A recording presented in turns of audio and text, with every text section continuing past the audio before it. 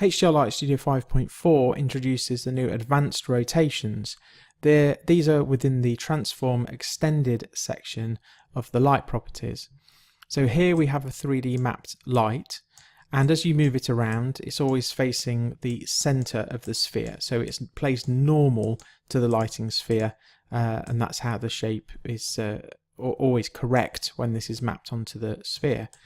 But sometimes you might want a lighting effect where the light isn't kind of bending over, arching over like this, and this is where the advanced rotations come in.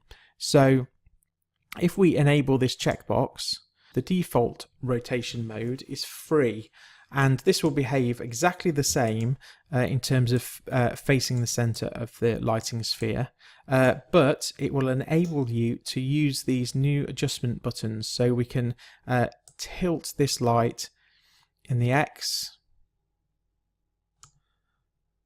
and in the Y and in the Z. So now we can replicate a light actually being in any orientation on that HDRI map at all.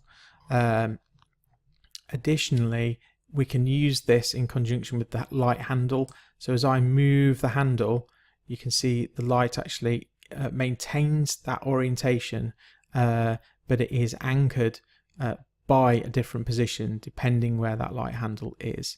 So I'm going to double click on each one of those to set it to the default UV, which is the center of the light.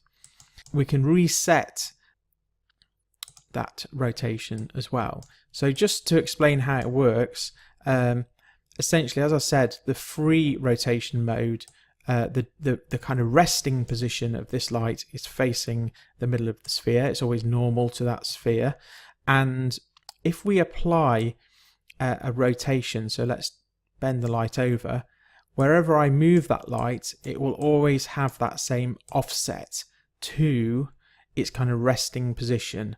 So if I just reset that again, it might be more obvious if I tilt the light this way. So then wherever I place that light, it will have that tilt on it. So the other rotation modes, if I go V-lock, essentially the light is always facing the center of the sphere, but is vertical, hence V-lock. Okay, and then if I did put a bit of a tilt on this orientation, it will still be vertical.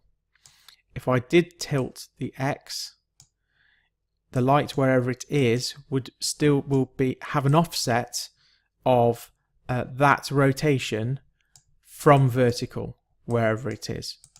These things sound a bit complicated, but when you actually start using this control, it is quite intuitive.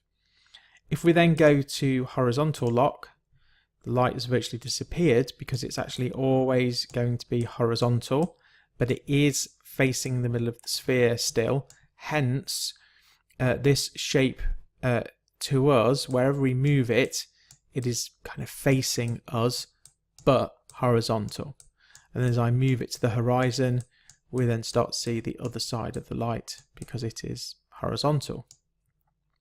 I could still make a rotation to this. I could rotate it on its Z-axis, and it will always have that offset, and we'll be looking at it from the same orientation, but it will always be horizontal.